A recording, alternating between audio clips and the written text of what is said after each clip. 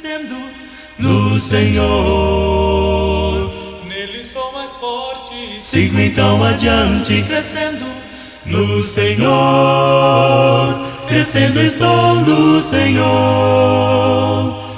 Cometo erros, mas sei que também são parte do crescer no Senhor.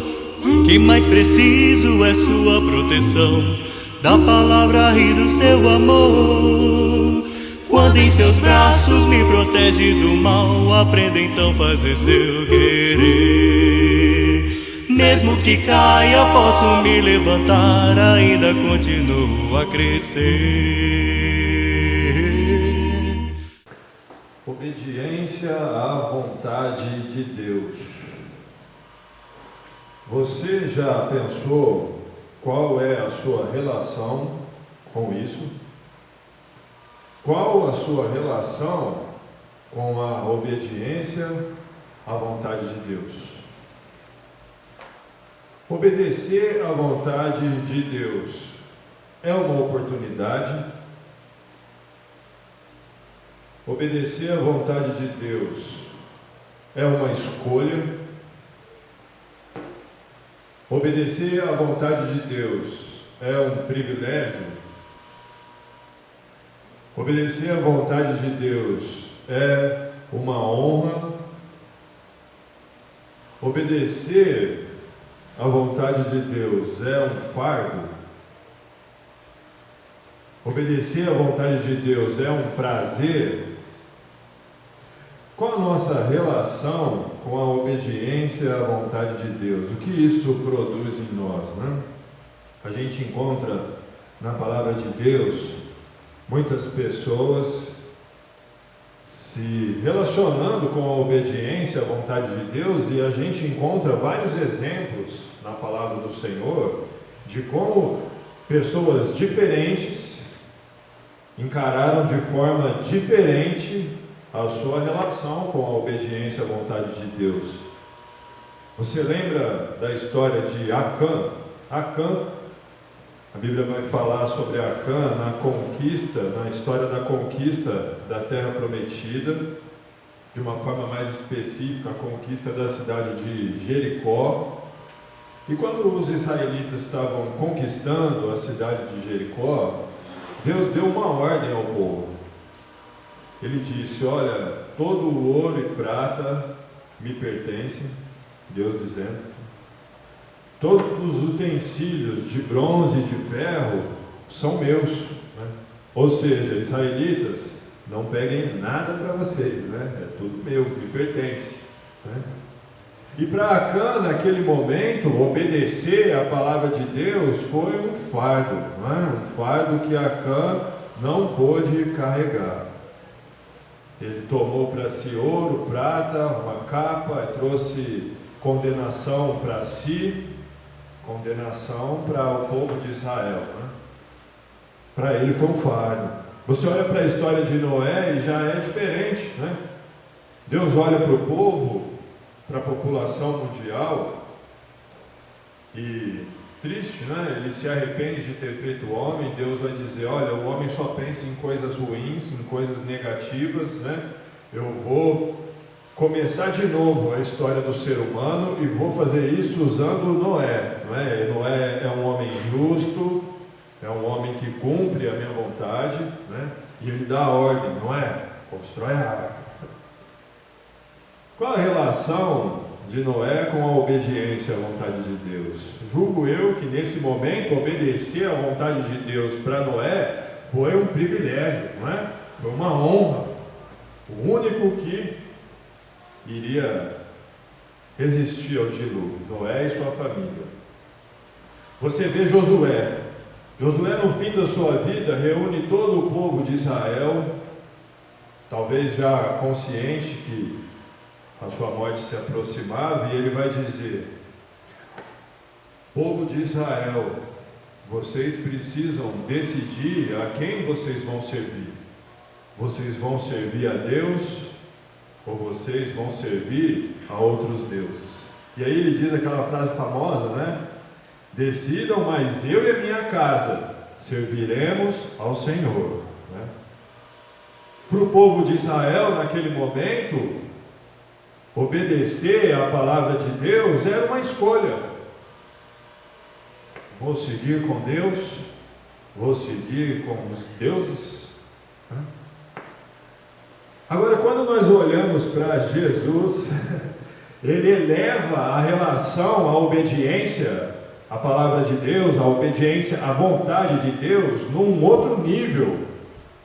Num texto específico que nós vamos ler hoje, em João, capítulo 4, Jesus usa uma expressão incrível para demonstrar, para nos ensinar hoje qual a sua relação com a vontade de Deus, com a obediência à vontade de Deus. João capítulo 4 é um capítulo conhecido da Bíblia, né? A Bíblia vai falar sobre a história da mulher samaritana. Jesus estava na Judéia, ele começa a fazer mais discípulos do que João Batista. Ele começa a batizar mais pessoas que João Batista. E os fariseus começam a voltar os seus olhos para Jesus. Então Jesus resolve ir para a Galiléia. Mas a viagem da Judéia a Galiléia, Jesus passa por Samaria. E quando ele chega na cidade de Sicar, ele para num poço, o poço de Jacó, onde os moradores dali tiravam água. Os seus discípulos vão até a cidade comprar alimento e chega então a mulher samaritana com uma vasilha para tirar água do poço. E Jesus fala: olha, dá um pouco de água para mim, não é? E a mulher fala: não, porque você é um judeu falando com nós samaritanos, eles não se davam bem, não? E Jesus vai falar: se você soubesse quem te pede água, você me pediria água e eu lhe daria água viva. A mulher coça a cabeça e fala: você não tem vasilha, está pedindo aqui para mim, como que você vai conseguir água viva? Será que você está pensando que você é maior do que Jacó, o nosso pai que construiu o poço? E Jesus vai dizer: olha, quem beber dessa água vai ter sede de novo. Agora, quem beber da água que eu lhe der, nunca mais terá sede. A mulher se interessa, né? Nunca mais vou ter que voltar aqui para buscar água? Me dá essa água, Jesus. Eu quero, né? Jesus fala: vai lá achar o seu marido, né? Aí Jesus adivinha algumas coisas sobre a vida dessa mulher. E ela fala: olha, vejo que você é um profeta, mas vai vir o Messias e vai nos explicar todas as coisas. E Jesus então se revela. Ele vai dizer: olha, eu sou o Messias. E essa mulher responde a essa declaração, né, talvez de uma forma que nós gostaríamos que muitas pessoas respondessem a isso hoje, né? Ela larga tudo, sai correndo. Nisso chegam os discípulos de Jesus e nós entramos então no texto que nós vamos ler a partir do versículo 27. Naquele momento, os seus discípulos voltaram e ficaram surpresos ao encontrá-lo conversando com uma mulher. Mas ninguém perguntou: que queres saber?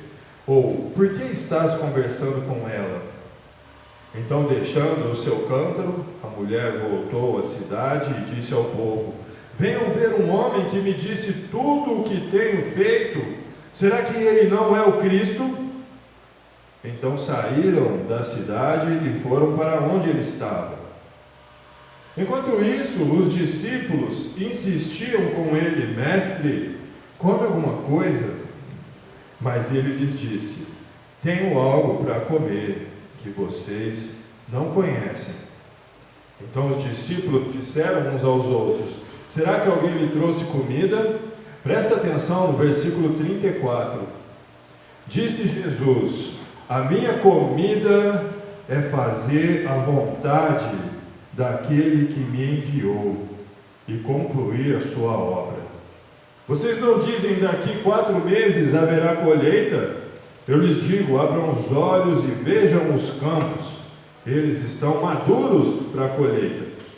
Aquele que colhe já recebe o seu salário e colhe fruto para a vida eterna, de forma que se alegram juntos o que semeia e o que colhe.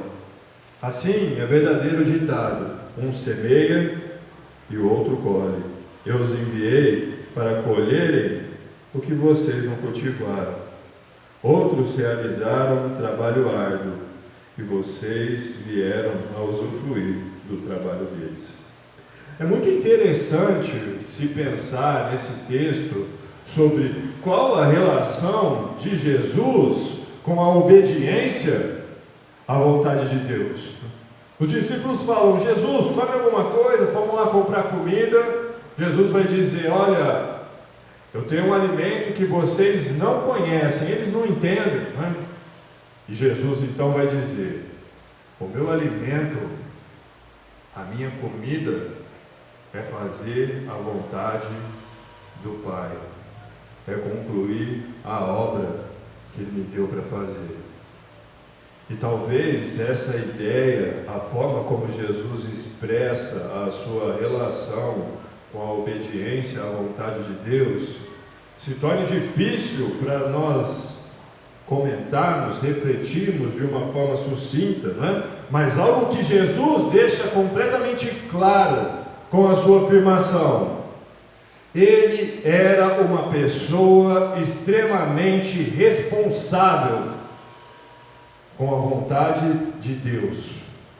Jesus não passava para terceiros uma responsabilidade que era sua. A minha comida é fazer a vontade de Deus. A minha comida, o que me alimenta, é concluir a sua obra. Responsabilidade. Responsabilidade. Existem muitas pessoas responsáveis hoje, né? Existem pessoas que têm uma responsabilidade no trabalho. Talvez você conheça, talvez você seja uma pessoa assim, não é?